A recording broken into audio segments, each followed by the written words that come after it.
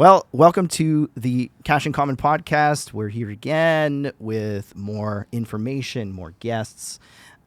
Today on the podcast, we've got, of course, a very special guest. We've got Jenna Rose here. She's going to tell us about her experiences here in the Toronto market. We want to talk about her very large social media following, which we think is really great, interesting. Want to find out how that works and is connected to her real estate, her real estate goals and whether it's doing what she expects it to do. So, I just like to welcome Jenna to the show, and we look forward to something very exciting here with respect to a conversation. So thank you, Jenna, for coming. Thank you. I'm so excited to be here. Awesome. So, Jenna, maybe you can start by just telling us a little bit about you and why you got involved with real estate, how it was something, what sparked your interest in real estate, and where you originally came from, and whether that was part of how you got on board in real estate. Yeah, for sure. So I'm originally from New Brunswick, and I moved away almost 8 years ago now, which I can't even believe. I was 20 at the time, and back in New Brunswick, everyone was getting married and having kids, and I dropped out of university, and it just wasn't for me. So I decided to pick up. I originally moved to Calgary first, and when I moved to Calgary in 2015, that's when the economy tanked. So the oil and gas industry really was just not doing well. So when I moved out there, I didn't have any friends or family. It was my first time even being on an airplane. Oh, wow. I really struggled out there. I couldn't keep a job. I had to go on welfare for a little bit. Didn't have any help from my family, so I kind of just went out there, tried to figure it out. I stayed there for about a year, and then I moved myself to Toronto. And so when I came in Toronto, same thing. I didn't have any friends, didn't have a job, barely had any money, just enough for rent. And I came here, and I saw an opportunity in the fitness industry. So growing up, I did a lot of personal training and things like that. And so I just decided to train clients in the condos in and around City Place and Fort York. Interesting. Yeah, it was really cool. I didn't have any connections here, so I literally would just hang out at the Starbucks, hang out at my friend's nutrition shop. Then we're talking about Toronto, the city, the lifestyle again, just a New Brunswick kid, don't really know a lot. And so I saw the opportunity in the corporate world and going to hang out at the Ritz and Shangri-La and just, sitting, bringing a laptop, pretending like I'm busy, like I'm somebody, and then meeting people and picking people up as clients and, Wow, for fitness. So that's amazing. It was. Wow. It were was you really tied to a gym at the time, or were you just doing that on your No, own? I just did it out of my condos and then out of some of my clients, gym, their gyms and stuff like that in their buildings. And so, yeah, I was making six figures cash for about 3 years. And it was pretty good. I'm like, wow, that's a hustle. Finally that's a made hustle. it. That is a hustle from the ground up. I really, really like that. Wow. That's pretty cool. Yeah. It was really cool. It wasn't my passion. I was just doing it because I made a lot of money. But then all of my clients became corporate, right? Because I was charging $120. I'm probably worth around $30 an hour because I just sold myself. I'm like, I'm this great personal trainer, whatever. Right. These men and women, they just wanted a little bit more energy, lose a few pounds. So I was just basic, but I'm like, I'm living in the city now. It's really expensive. Yeah. I mean, you're worth whatever someone wants to pay to be, right, at the end of the day. So well, that's amazing. It's interesting. I almost want to go back then. Have you always been interested in sort of entrepreneurial endeavors or building things out on your own, or is that something that just sparked later? Yeah, so when I was in university, I moved out at 16. What did you study in university, by the way, first? Nutrition. Oh, okay. Yeah. Right on. So I moved out around 16, had my own apartment, had my own car. So I was really doing my own thing. Even in high school, I was kind of just very, very, very independent. I didn't really do school. I kind of just would pay my friends to do my homework. I cheated on exams. I was not a book person at all. Nice. And so when I went to university, shocker, I couldn't read, I couldn't write. I really couldn't do anything. I was working full time in high school. I wasn't, teachers kind of left me alone, I was just doing my own thing. I came from a pretty broken family. And so when I went to university and I realized I can't read or I don't understand any of this stuff, I started training girls in my residence. And this was before Instagram and before all this stuff. You know, you just had the magazines and like Right. bro science at that point.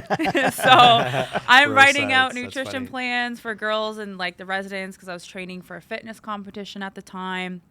And then I just dropped out. The first half I tried. The second half I'm like, I'm just going to train girls and party and work out. So I think that's kind of where that like entrepreneurial side started. Right. And then when I decided to leave New Brunswick because I didn't see any opportunity there, that's when I wanted to go and just figure out what I wanted to do. Ideally, it was like maybe I'll open a gym or do something along those lines. But then Calgary really didn't work out. Toronto, I came here, I'm training people. But now we're talking about politics, and we're talking about real estate, and we're talking about investments. And over the course of a couple years, my clients were like, you know, I think you would probably make a really good real estate agent. So we started having these conversations, and one of my clients at the time, his wife was in real estate. Okay. And so then I started to study for my courses. And then as soon as I got licensed, I told everyone, this isn't a plan B, or I'm not doing this part-time. I'm jumping into it full-time. Right. And I'm glad I did, because as soon as I got my license, the pandemic was like 2 months later in March. So I would have been screwed if I was still a personal trainer. Yeah. Right. Well, I mean, I feel like it's interesting because you were so like averse to school, and then you're like, no, but I'm going to try this, and it seems like that worked out for you. Like you got excited about real estate enough that you were like, because that's part of the issue with school is it's really hard to get excited about what you're learning generally, and especially if it's not connected to anything. Right. I mean, it was even really hard. Believe it or not, it was even hard for me to get through school because I was, a musician before I went to school. I was a musician all the way through high school and then all the way through university. And then it was really challenging for me to be like, oh, I'm going to go back and do law school. So I get that. I think it's really tough. So that's it's interesting because it seems like it matches though. It's like a natural fit for you because you were sort of already like in sales. You kind of understood how to sell. Yeah, you're a hustler. It's figured probably one of that the out. best stories I think I've heard of just someone coming up. And I appreciate that a lot, right? Because, I come from like immigrant background parents. I came here and just hustled, right? Same. Yeah. And I think that's what makes, a place like Canada so great. Now, I know you're just coming from the East Coast, but it's the same thing. Like you, out of necessity, you figured it out, And when you had to take a course, even though you hated school, right? Yeah. You took the course and you did good, and now you're here, right? And I love that. I think once you make a decision in life and you really decide, you just commit, and then whatever the barriers are, you just sort of overcome, right? And I just love stories like that. You have a great story. Thank you. Love your story. That's a great story. Yeah. And so just to sort of connect it to that, I would say, I know that for a long time you were trying social media. I think I did a little bit of a deep dive on you. I was like, Yep. oh, she's been trying to do social media for a long time, even like Yeah. prior to you being a realtor. So You were thinking about being right. Like there seems like there was some stuff kicking around there somewhere. I don't know where, but Yep. that's just me like trying to figure you out. I'm like, okay, what was it that you were doing? So when I before? was a personal trainer, so when I left New Brunswick and I moved to Calgary and stuff, Instagram was still there and Snapchat and stuff. So I was doing a lot of Snapchat stories and showing my life in Calgary, and my life just looked like super cool, essentially, even though it really wasn't. But, all of my followers at the time were people from New Brunswick, where you don't see buildings past like 10 stories, right? And you don't see all the people. And so my goal when I left New Brunswick, I knew I wanted to become super successful. And I wanted to show people how I was going to become successful from coming such a poor, broken family. Like people on my street in today are, addicted to drugs, have a whole bunch of kids. Like the chances of me making it were, I would say, pretty slim, to the point where my parents were like, oh my God, I'm so happy you turned out right. And so I wanted to document that journey. So when I was in Calgary, I started doing the YouTube. I started doing modeling. I started doing a little bit of personal training on the side when I was a nanny. And then when I really moved to Toronto, that's when I think Instagram stories started to happen, and I started to just document everything. And I got a lot of hate, and I got a lot of bullying that happened from people back home. And initially or just still? Initially, yeah. I think my first year and a half, like 2 years, I got a lot of hate. I got online bullied. People were making fun of me just because, again, like I was this nobody kid that moved to the city, and now I'm like modeling and posting these Yeah. photos. And this is still, I think, at a time where Instagram wasn't as where it is now. So I really put myself out there, and I started to a couple businesses. I started a clothing line for fitness apparel for men and women here in Toronto. Cool. So I did a whole bunch of like influencing as well. So I would say before real estate, I was personal training, influencer. I had a clothing line. So I've been doing it now consistently, I would say, for a few years. Yeah. And then when I got into real estate, I thought I could do both. I thought I could still be that, sexy model and be a real estate agent, but I soon realized you can't do that, right? Oh, really? Is that what you realized? Is it sorry? Yeah. Sorry. Is it just so we have an idea of timeline? So this was Yeah. like 20. You became a realtor. When did you become a realtor? I became a realtor in 2020. Okay. So like January of 2020. Right. Okay. Yeah. Okay. So at that time you'd already tried to do things with other businesses and other like with fitness online. So at this So it's sort point, of a natural Yeah. transition to like, okay, how do I do that for real estate? yeah. Right. And so did you get success right away? I don't think it happened right away. Right. It took a bit of time. Yeah, so at that point, I built my personal training company. That was really good, and then I did the clothing line. That actually was starting to go really well, but it wasn't my passion. Right. So then it's funny enough, when I got into real estate, I tried to do both, still do the modeling and influencing and being a trainer, but my like friend kind of mentor at the time was like, Jenna, you can't be posting these photos and try to get clients, because the husband's wife is going to see your account and you're going to lose clients. And Right. and I couldn't understand that at first, because I'm still new, I'm doing a lot of rentals. But then after a few months, I was like, oh, like he's right. I can't, because now I'm starting to meet couples and I'm taking them out, and I'm like, frig, I don't know if I'd want her to see my Instagram. So I deleted hundreds of photos and videos, and my goal now is like, I just need to become the realtor. And that was fun in my early 20s, but I'm going to put that behind me and just focus on real estate and real estate content. Yeah, I mean, that's an evolution, I think, for almost anybody, and it makes sense. You have to make those types of decisions for sure. So how do you feel social media is doing for your business? And, it sounds like it's going really well, but how do clients, benefit from what you're doing on social media as well? Like, how's that dynamic working out? Yeah, I think that's a great question. So it's interesting. So in the beginning, when I first got my license with my brokerage, I was doing like, content and things like that. But my brokerage and my like friend mentor at the time, they all discouraged me from doing it. And this is like COVID just kind of started to happen. And they're like, you can't get business this way.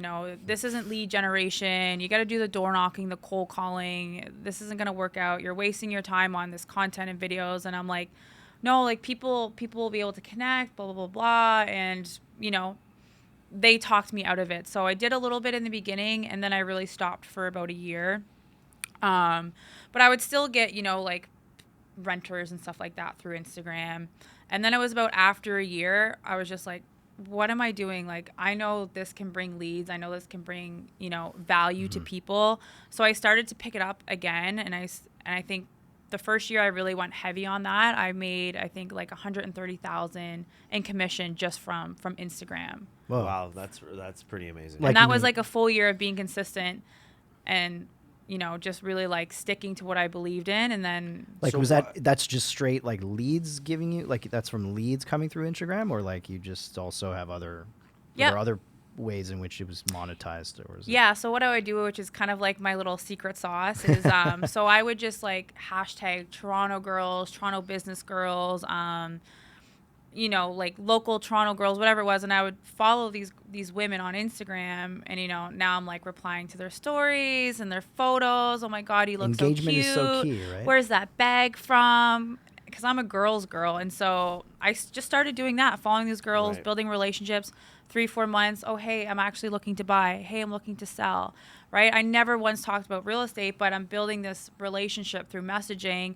They see my stuff already, and then that's how I started to actually get like clients and transactions. Right. Interesting. So it's the sort of the same thing as, let's say, traditional networking. I mean, you're just doing it really online, and you're building a community.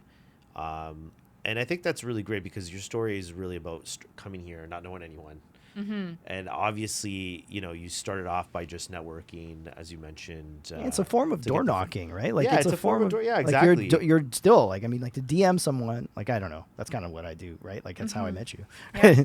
It's kind of like, it's like, I'm like, okay, who do I really think would be really great is like this person, right? And Yep. it's it's its own version of the same thing. And I think you're right. There's a lot of sort of old school sort of, even I'll tell you, the law is the worst for it. They're like, "What are you doing? You're going to film a bunch of it."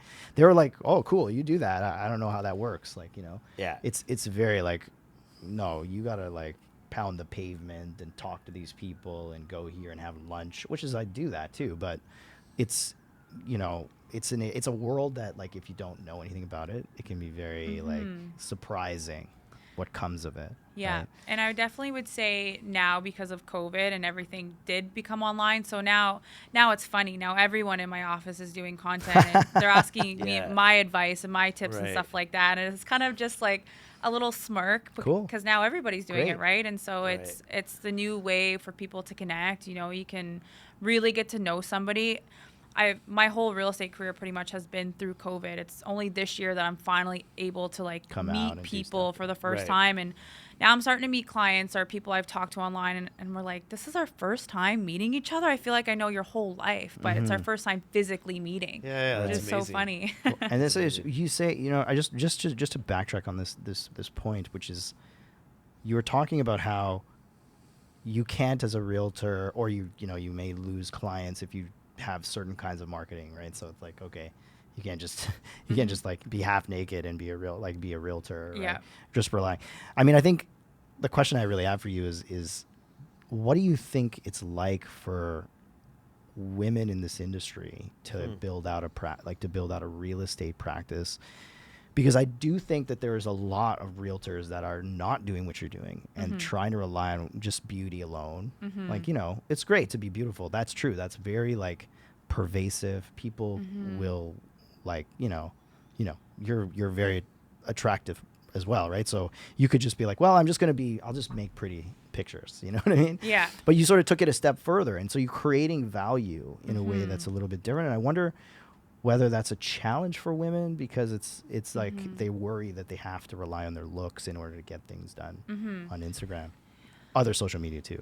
Yeah, I think really coming into real estate, this was my first real like professional, like my eyes being opened up to professionalism. I mean, I come from a hillbilly family.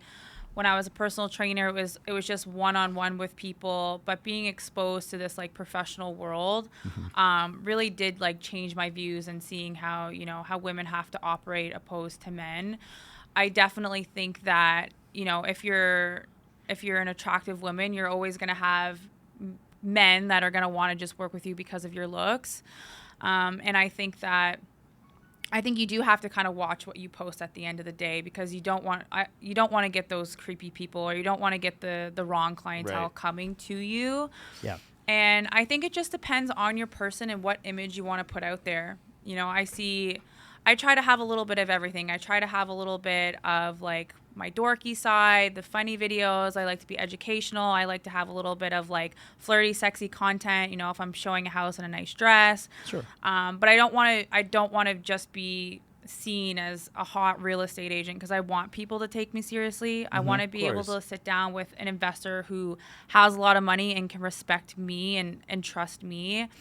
Now, I do see some girls on there that are, real estate agents, and they're doing these house tours, and, you're just seeing their butt or their like body, and it's very close up, and they get a lot of views for it. Some girls have 100,000, 200,000, and those shots, I feel like personally wouldn't attract the right clientele. Right. And are they even doing real estate? Again, it's hard to tell on social media. Are they doing transactions, or are they just making videos that are going to go viral? So True. I think for me, I like to have a little bit of everything. But I think as a woman, you do have to be conscious of what you're posting. I think you have to add value to. I mean, you know, like these are the biggest purchases that people are making usually in their entire lives. So, and I know we pride ourselves about being informative. I mean, that's our goal. help people, do what they want to do and inform them.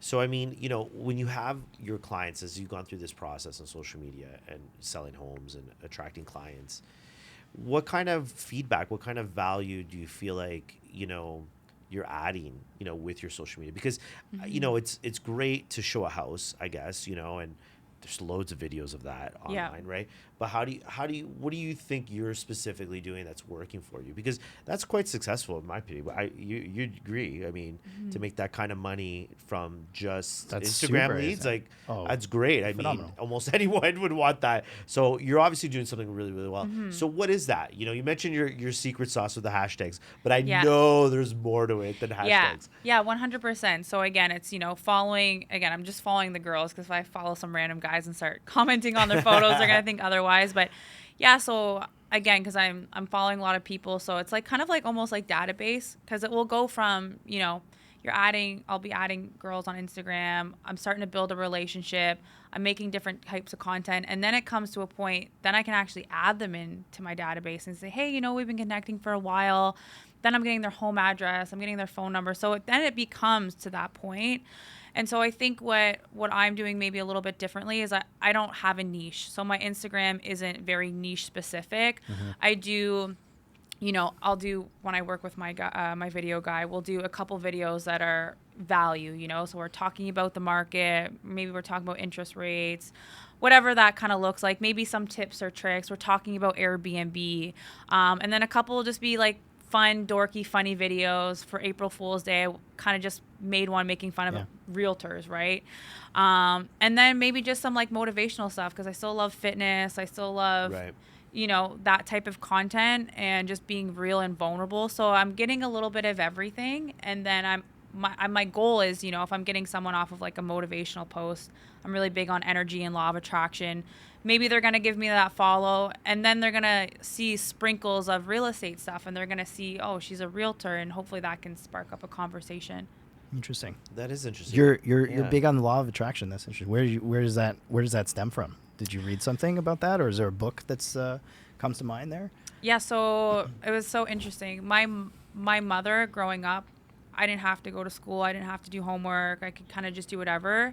But she was very big on me knowing about the law of attraction and energy and seances and weird stuff like that. So growing up as a kid, I was super spiritual and believed in all of that stuff. And we'd done all these weird things. And so, yeah, I'm just really big on energy. And I think within the last year, I tapped back into that because during COVID, I kind of just shut everything down, I feel like. And it's yielding something for you as far as like, I mean, whether you believe that or not, it's people out there, whether they believe it or not, for you, it seems like you're getting something out of believing in this, right? Yeah, absolutely. If you can believe in something and not see it, then I think that's a superpower. Yeah. I can tell you right now, I mean, your authenticity and you're genuine who you are I think that's powerful in my opinion. Yeah, I mean, and just meeting you and speaking to you, we always like to look into client guests as they come in, and we kind of had an understanding who you are, but there wasn't a lot outside of your Instagram on there. So to hear your story, I think is actually really powerful, and honestly, like, you should speak of that. I think it'd be a great story. And I'm sure that's why she's part here. of your success. Yeah, she's telling the story. Which Yeah, is yeah. good. I think it's a part of your success for sure. Is because obviously you easily relate to other people, and So I mean, I think it's great. I don't know. Did you want to talk about the market a little more? And I was before we go there, I just wanted to ask actually. Well, this is probably connected, but you have a lot of informational content. Like, I mean, I see a lot of what you do as valuable, right? Because it's. I hear you on like, okay, you got to make silly ones as well. But the ones that are not even silly are very, like, it's super informed and super like helpful. Because I think a lot of times, again, it's usually the biggest purchase in someone's life. They're looking for information. If you can chunk it down into something simple, which is really what I pride myself on, is like making things as simple. I think we both do. I find that that's what your content does, is it takes things that are complex and makes it sort of simple, so that if you're getting into the market or you want to work with someone who can explain things, he's like, there's a lot of value to what you do with respect to that. So I'm just wondering, like, do you have a specific way that you decide on what content you're going to post with respect to, specifically with respect to that? Like, what topic will you pick? Where are you sourcing all of the information to? Is it like just sort of like everywhere, or do you have this in your head, or like where's it coming from? Yeah, so that's a great question. I actually carry around like a little book with me, and I would get my ideas randomly. So if I'm talking with a client or they ask a question, I'll jot that down. Oh, that's a really good video topic. And I think I kind of just, I don't like to sit there and think about what I'm going to do, because then it's really challenging to kind of come up with stuff. So it's kind of just a day to day. I'll jot down some ideas, or if I'm having a conversation that will like put off a light bulb, or, you know, sometimes it's really late at night and I can't sleep and my brain's kind of going off, and I'll think of random ideas. And then sometimes too, maybe I'll just go on social media and, you know, try to get some ideas there. But it's interesting because with Instagram, to get your videos viral, you have to do these trends, but I don't want to do what every other realtor is doing, and now it's getting a little bit harder. So I still want to be authentic and real. And that's why I'm just not talking always about real estate. There'll be sometimes I will share some like vulnerable stories on there, again, that people told me I shouldn't talk about or do. So a lot of this information isn't online anymore, where it used to be. But now I think, want to start connecting with that. And again, just relating to people and sharing stories. Because when you're real and like vulnerable with people, they connect with you. And then when they see that information video, you know, even if it's only 1,000 views, if those right people or those clients or people are seeing it, that's all that really matters. It doesn't need to be 50,000 people from all around the world. I think it's the relatability. I mean, we've had a lot of discussions about that, about just being more genuine and authentic in your journey and who you are and what you're feeling in the moment. He's really good at that. He's created a lot of good content that way. I'm not as good, I have to admit, but it's a practice. I think a part of it is you have to actually apply it, you know, and just sort of get it out there. So it's really interesting. I think, you know, it's like I said before, I think you have an authenticity that, you know, as soon as we met, I was like, you know, I could see it's there. Like, it's great. So I can see why you're successful online, because it translates. You know, like, you know, who you are there is kind of who you are in real life. And some people are fake. Right? Some people are fake, but you know. Yeah, some people are fake, but you know, you can usually see it already. You know, I can see online. I'm like, okay, you know, I don't know if you actually live there or drive that car, but you know, and maybe that's entertaining. But the thing is, you know, this isn't about entertainment. I mean, you know, you're running a business. You know, we all are, and we want to have integrity, right? Like, we want to, you know, offer something great. You know, we want to be genuine. And, you know, so if it was just to entertain someone, I mean, you know, lots of content out there for that. But I could sense already why you're successful, for sure. Well, I'm going to say, you know, I agree partially. I would say, look, it's both, right? You have to create something where you say, okay, that's going to be useful, but also that's going to be, someone's going to pay attention. Like, they're going to pay attention for whatever it is, whatever reason. And, you know, there's a lot of creativity that goes into that whole process, you know? Yeah, and I think it's important just to again, like, be yourself. Don't try to be the funny guy if you're not the funny guy. And I think a lot of people are trying to do that. There's a lot of that. It doesn't really work. And I think one of my favorite compliments is when I do meet a client for the first time. They're like, wow, you're exactly who you are. I swear, I corny jokes, you know, like, doesn't matter. If someone's quiet or shy in the beginning, I always get them talking, and then we're actually friends after, you know, like, they're coming back, they're referring me to people. And I think that's the biggest thing. I don't want to put on this show online and then we meet in person and I'm just this completely different person. Yeah, for sure. And then that's, to me, is such an awful experience. You know, I think we've all kind of been there somehow, you know. I read great reviews, I hired you, and like, oh my God, you suck. what is going on here? And it's like, you know, I'm really frustrated at this moment. So what are you seeing? What are you seeing? So just to shift a little, but what are you seeing in the real estate in Toronto now? So actually, sorry, you were strictly in Toronto, right, as a realtor. You haven't done this in any other province or anything, have you? Just in Ontario, yeah. I would say from Toronto to Hamilton. Ontario, sorry, yes. Yeah, Ontario. Is kind of the West End is more where I work. You know, if my clients need to go to the East End, I'm going to go to the East End. But I would say for the most part, Toronto, Mississauga, Hamilton is where I usually work. Yeah. Have you developed sort of an idea of really what makes a really good realtor? And are you trying to implement some of those strategies in what you do on a regular basis? Yeah, I think being honest and just being truthful with your clients and setting expectations from the beginning. And I really do think you have to be a full-time realtor to be able to talk to your clients appropriately, to understand the market. If you're just doing a couple deals here and there and you're part-time, I think that can be a little bit challenging. But I really think This is your full-time gig, right? This Like is you my do full-time gig. Yeah, And yeah. I think, just having honest conversations and putting in the work, doing lead generation. I do a lot of social media, but I still do door knocking. I'll still do cold calling. Yeah. And I think, we're not really salespeople, we're lead generators, right? And Interesting. a lot of realtors don't do that. People who are on social media, they just want to wait for those leads to come in instead of, doing the social media, maybe spending an hour messaging people, but now you got to go out and like door knock and cold call because you still got to get the business going. So I think that's what really makes a good realtor is doing the nitty gritty and kind of just being in it full time. And then what about when you actually line up a client and you've got a client and you're showing them around and you're doing what you need to do? Are there specific things you think you do differently than other realtors, or is it sort of like not the case? That's a good question. I think I feel like for the most part, it's probably pretty similar. I mean, we go show homes, we send listings. Maybe the biggest difference between me and another realtor is I do become their friend and I do get really personal with them, and kind of just being there for the whole way. So after when the transaction's done, like I still want to come over, hang out for a glass of wine, or I'm sending the cards, I'm calling, doing the check-ins, still having that type of relationship with the clients where I think a lot of realtors just do the deals and That's it. That's You're just a it. number. They don't build that relationship, and then now your client's calling me to sell your house when you just didn't build a relationship with them. Right. Yeah. Mm-hmm. And then so what are you seeing now in the Toronto market? Is it busy? Is it not busy? Are you seeing a change from COVID? Because I know you said you started during COVID. So what have you seen, and where are people buying? Are they buying condos? Are they buying houses? Or what in your view so far? Yeah, I think the last couple of years has been a super interesting market.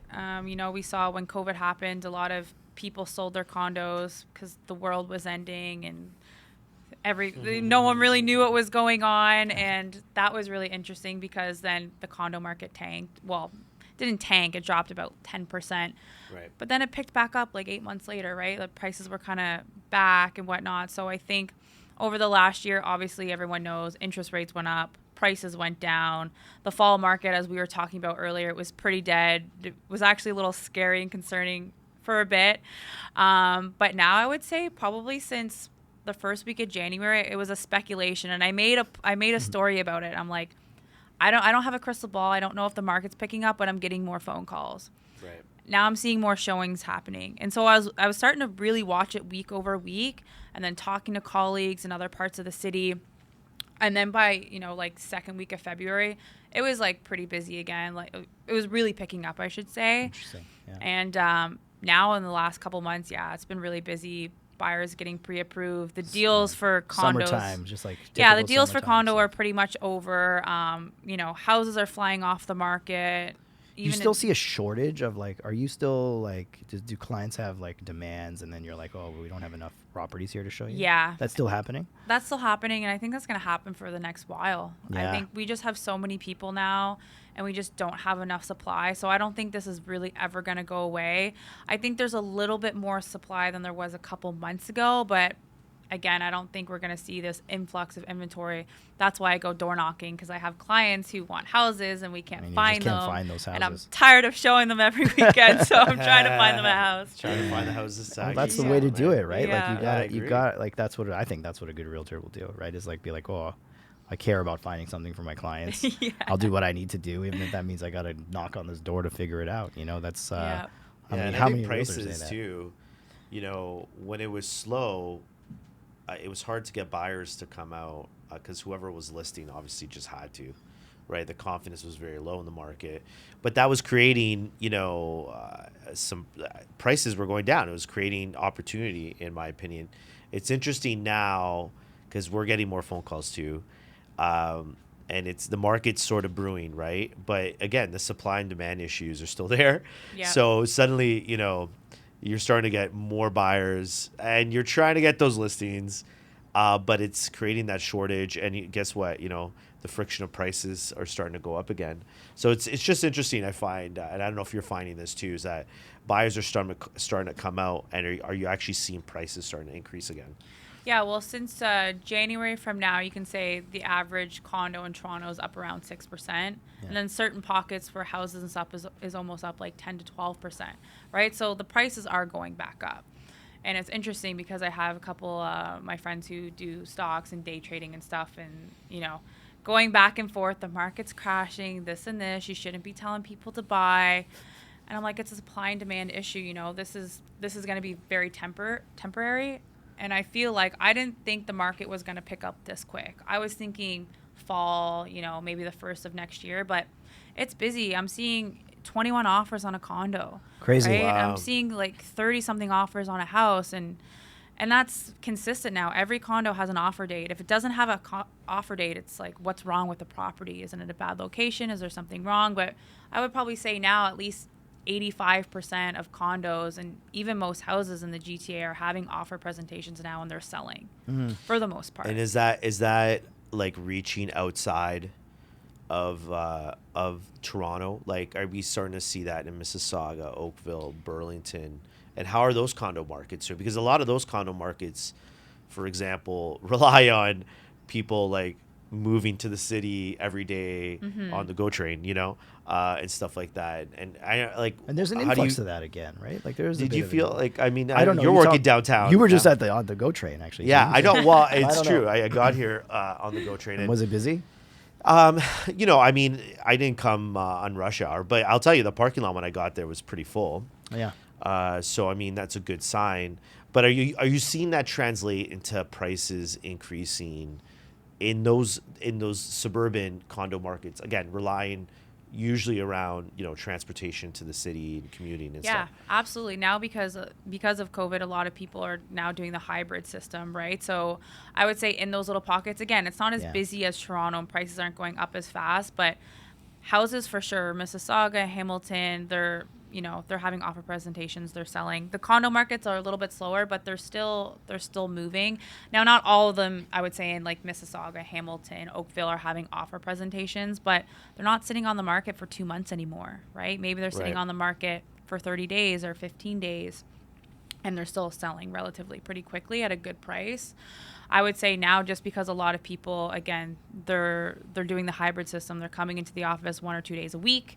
So people are looking a little bit further out. They're going to Hamilton, they're going to Kitchener, Cambridge, they're going to Whitby, because they only have to be in the office 1 day a week. Yeah. Yeah, that's true. And I think, as from an interest rate perspective, we started seeing interest rates in the 3 and 5 year fixed rates like come down significantly. Yep. Good 1% lower than probably where they were in the beginning of the year. And so I'm starting to see people come out because affordability is actually increasing. And I think the confidence of some rates moving down and rates not moving up, like the Bank of Canada holding rates right now, that's really supporting the market a lot. So it'll be interesting to see, because there has been some calls in the summer for potentially another rate increase from the Bank of Canada. Oh, is that the case? There has been some calls. It's just it's tough because a lot of it is really pinned to that inflation number. And so what we have right now in April, it went up by like just 10 basis points, right? March was at 4.3. The inflation rate year over year, it went up to 4.4, and people got jittery. They're like, "Oh, Bank Canada are going to increase. Yeah. They're going to increase." Mathematically, apparently, from year to year, there's going to be a drop off because home prices started falling last year. So that should, when you go year to year now, that should help kind of bring down the overall inflation rate. That's my understanding. But home prices are not falling now, or they're not now, but they've been pretty stable. So the idea is that mathematically year over year should bring that inflation rate back down, because they're really trying to, or objectively they think it should be around 3% by the end of the summer. Right. So it'll be interesting. I think more of that, more stability, I think will create more activity in the real estate market, and more activity. Because of supply and demand, I mean, that's naturally just going to raise prices, right? Yep. So I think that gives people a lot of hope I mean, anyone that owns a home is in the position of hope and looking for stability. I think if you're like waiting for a cat to crash and burn, like, There's so many, get in now there's because some people They already sitting. missed that I know, opportunity. right? Because Yeah. I think a lot of There's that's already still people happened. sitting on the sidelines thinking that's going to happen. And they're at always some going to point, sit on the sideline. Yeah. It's I agree with you. I think they always will. Because I've had phone calls like that. I'm sure you have had too. Yeah. And you're like, yeah, you know what? Oh no, I'm still waiting. You're like, oh, okay, well, hey, like Yeah. it's all. I mean, I'm just passing on the information. You can make decisions on your own, right? That actually gets me thinking about a very important something we always talk about now, or this is becoming a central feature of this show, which is how the way that we see things. I think we see it it's very important that we have access to teammates. I see people as teammates. Like a Right. realtor and a mortgage broker. Really, we're working on a team to get things to happen. Some clients think that's crazy because they like, oh, well, my lawyer needs to protect me from my realtor. Sometimes some clients will say this, right? Interesting. They'll be like, oh, well, I don't know if what the realtor did was correct. He had a rough weekend. I'm I just did have a saying. rough He told me weekend about a story with rough- respect to so what's that happening there. That might be coming from there. So maybe, but it's not true, right? And that's not the norm. The circumstances are that you work as a team, you work together to try and solve the problems for the clients, right? I mean, we're working together to make sure that your The common financing, goal. your The common financing goal. can get lined up in time. Yeah. That I should be able to touch base with a realtor, and really work together to make sure the client has everything that they need in the offer, or if you need a language for an offer or something, which happens a lot actually, that I'm accessible for that purpose. I don't know what your experience has been like so far with like realtors, other realtors maybe. That's actually, we should talk about that, but other mortgage brokers and lawyers. But have you felt like it's been a team-oriented thing, or is it sort of like silos of everybody being independent? I think it's a little bit of both. I would say I'm one of those people that if my client has their own mortgage broker or lawyer that they trust, that's great. I want to jump on the phone with them. I want us to connect. Yeah, that's good. And they just, they're always like, they question it a little bit, but I'm like, I want to have this relationship because again, if something's going south, I don't want to have to tell my clients. If I can fix this without them even knowing, if we can handle it, you and I, with the mortgage broker, they don't have to know about any of that, right? And so, but if I don't have that communication with you, then I have to tell my client, and then they get stressed out, and then it's just this whole thing. So I think, I would say overall, I have pretty good experiences, but it will be sometimes when, my client is using a mortgage broker at the bank who works a 9 to 5, who we can't get a hold of. I've had some clients, again, they use the people that they trust, and I always try to get them, to use my people because I know that they're good, right? And so I had one of my clients, they did the pre-approval, he did everything like that. We bought the property, and then we were a couple weeks out, and she had to pay $17,000 because he didn't check all of her credit history, and she had some debt that she had to pay off. So they had to take out a loan in order for us to close on the property. And again, it was just, that person not really doing a full pre-approval or whatnot. And I wasn't in communication with that mortgage broker. And so little things like that can happen. Yeah, I mean, that's music to my ears because, I mean, we're all trying to get to the end goal. Someone wants to move, we're trying to help them make that happen. And that's the way we make our living, right? So we all have the same common goal. We want to have a great experience, right? We want to have it be fun. And I think you're right. It's great when you said that. Like, if I don't know you, let me get to know you. Yeah, let me call you absolutely. because, I mean, I love that. And I get those calls, and sometimes I'll make those calls too because, everyone's circumstance is a little different. We were just talking about that before the show started, how things have evolved so much, home prices being so expensive.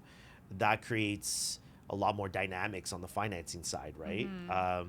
And so it's good to communicate that to one another. Like with the lawyer, obviously, they need to kind of know what what is sort of going to be expected from them, because they're going to be the ones taking care of the funding, right?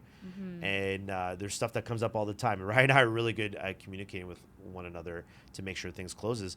And then with the realtor, I find it's so important in the beginning, right? Because people are going to start shopping, they're going to fall in love with places, so we got to make sure together that this is going to pan out. And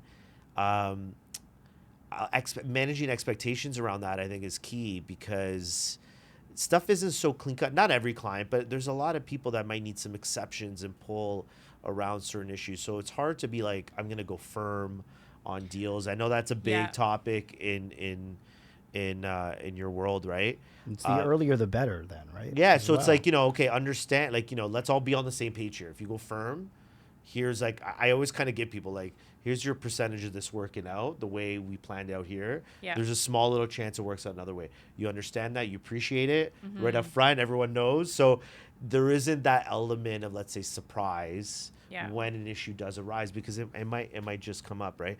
But I think working as a team is so huge. So it's great to hear that you're about that, because not everyone in our industry is like that.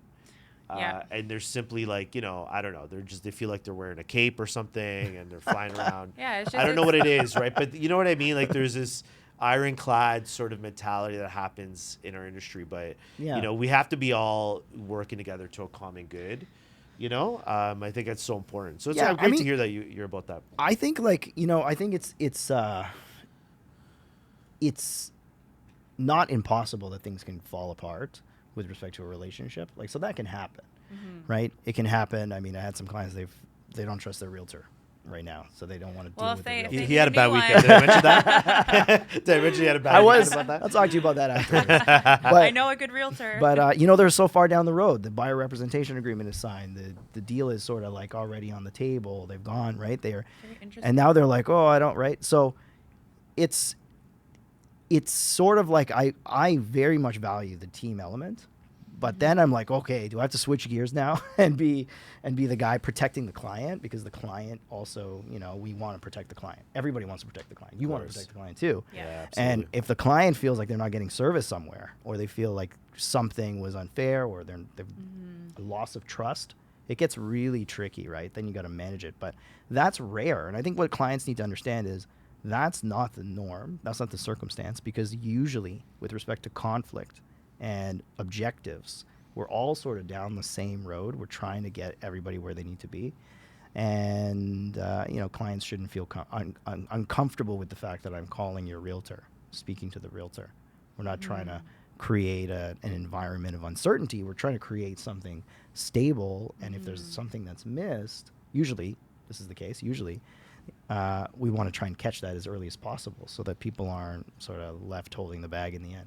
Right? It's always interesting too, because I think that, again, it kind of comes back to communication and asking questions. So like in your shoes, just asking a lot of questions to see what happens, because I think too, there's a lot of realtors out there, and you have to know how to like manage your client and what type of client they are, because a lot of things can go south. And I think if you don't have that right communication, a client could lose trust in you, and sometimes it's not in your control, right? Sometimes That's also true, yeah. You can't control things, and sometimes clients can't really understand that, and you can explain and do your best, but sometimes if it's like their 7th offer and they're losing, right? It's like they're not feeling really happy about it, and they're not feeling really confident. So I think it goes back to asking the right questions. But it's easy to get your real estate license, and there's 70,000 agents that are on Treb, so you're gonna have not very many that are active. I thought it was like 90,000, or maybe it's probably 90,000 in Ontario or something like that. Probably 90,000 now. It could be like 90,000 in Ontario, because that's just Treb, right? The real estate board, which is obviously the biggest. So it's just,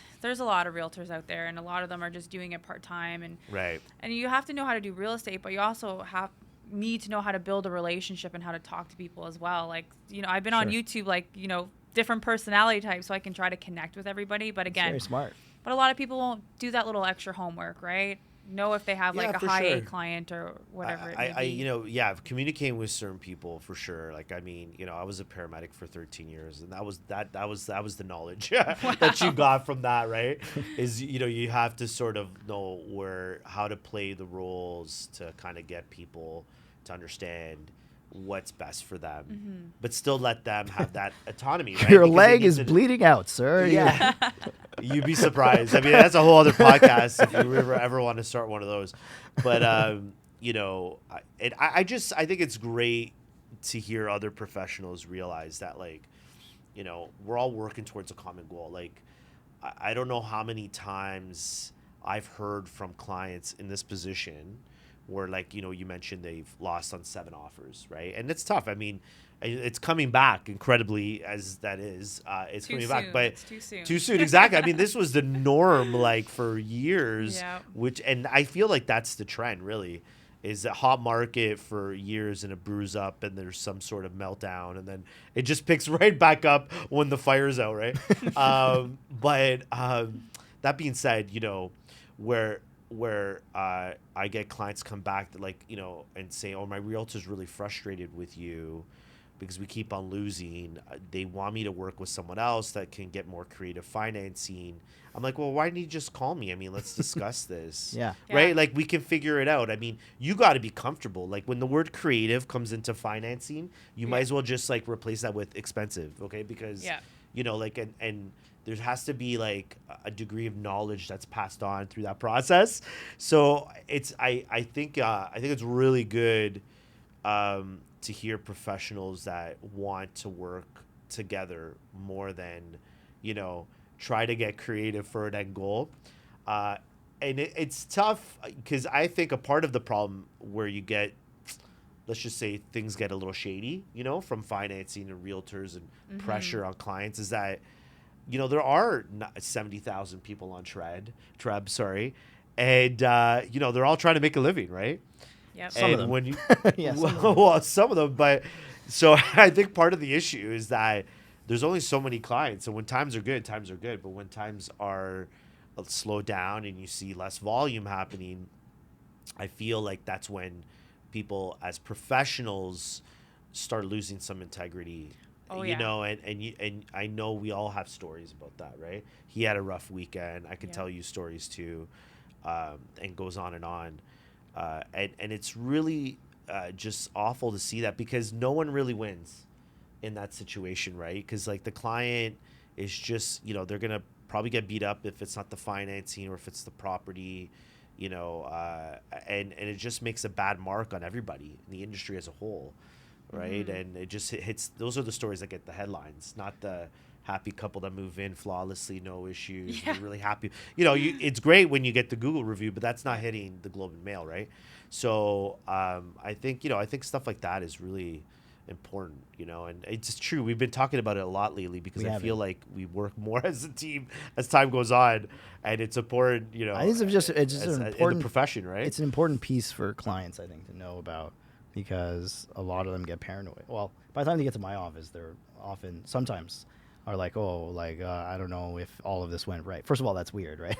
I never entered the equation until the end, which sometimes makes clients nervous. They're like, oh, but the lawyer never saw it. It's like, no, but, you know, the realtor has a job to do. They have an obligation, and things should have been done correctly. We anticipate that that's the case. And, you know, if something isn't done properly, that's really where I have to step in and I have to say something, right? But that's 99% of the time that isn't the case. Right. So, you know, it's just about educating. And again, it's like little pieces and parts about educating the public on this idea, you know, it really gets us there. We're sort of bumping into the hour moment right now. I know that we wanted to go down. I feel like, man, we might have to have you back on Yeah, to for get sure. you to talk about, like, sure. You know, all of this other stuff. St. John, we didn't get the chance to talk about Yeah, that. yeah, but, we wanted to But hear I feel more like about that, yeah. we could have a whole podcast on that whole thing. Like, we could talk about other markets and the American market and have some ideas about that as well. But is there any final things that you kind of want to leave clients with that you know want to share about your experience?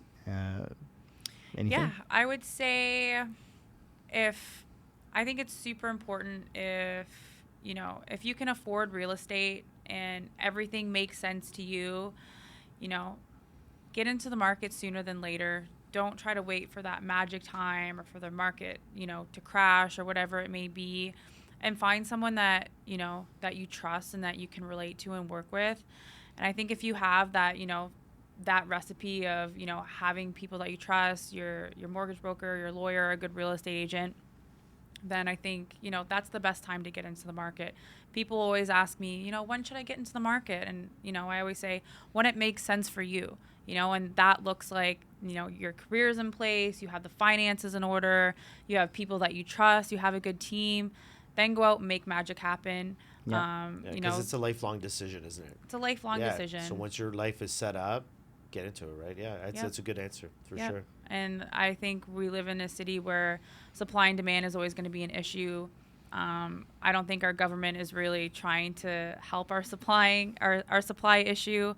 They come out with these little silly tax incentives for savings and stuff, but in Ontario, it doesn't really do much. Right. So I would say, the market's not really going to crash and burn. We might see some dips here and there. That's always going to be like that. But we're in a really strong market. It's great to live in. It's great to invest in.